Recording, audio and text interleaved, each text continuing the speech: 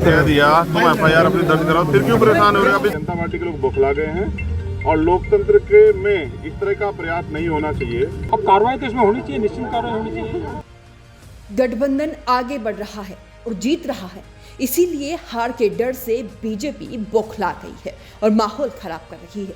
जी हाँ, ये हम नहीं कह रहे हैं, ये बोल है आजाद समाज पार्टी के चीफ चंद्रशेखर आजाद उर्फ रावण की। पहले आप जरा ये बयान सुनिए, फिर आपको समझाते हैं पूरा माजरा क्या हुआ।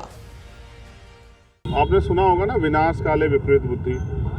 जब विनाश का समय आता है तो आदमी की बुद्धि जो है वो काम करना बंद कर देती है। भारतीय जनता पार्टी के लोग बौखला गए हैं। पहले उन्होंने तमाम तरह के दावे किए थे कि हम लोग यहाँ हारेंगे नहीं, ये नहीं होगा, लेकिन गठबंधन जो बना है जिसमें आम जनता का विश्वास है, ये विकल्प है, ये भारतीय जनता पार्टी की ताना से सरकार को जवाब दे सकता है। इसका रिजल्ट हमने खतौली में देखा।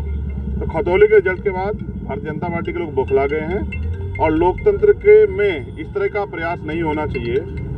वहाँ जी मेरी मौजूदगी में जिस तरह से हमारे कार्यकर्ताओं की गाड़ियों पे हमला किया गया, पुलिस की गाड़ियों पे हमला किया गया, प्रशासन की मौजूदगी में हुआ, तो आप समझिए कि यहाँ कमजोर वर्ग के लोग सुरक्षित हैं या नहीं, इसका जवाब सरकार को, मुख्यमंत्री जी को देना चाहिए।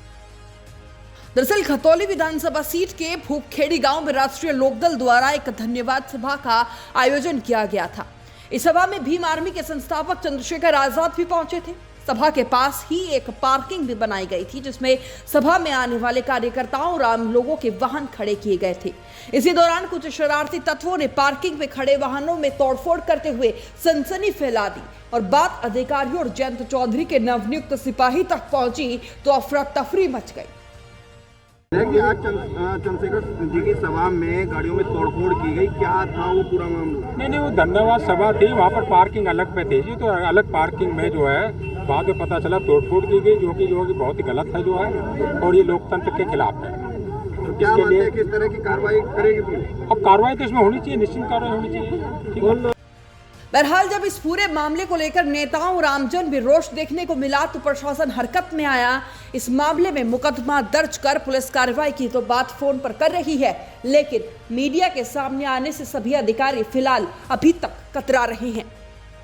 वहीं जिस तरीके से रालोद और रासपा के समर्थकों की गाड़ियों पर हमले हुए हैं, जलाने की कोशिशें की गई हैं, गाड़ियों के शीशे तक तोड़ दिए गए हैं, उससे प्रशासन और सरकार की व्यवस्था खुद घेरे में आ गई है।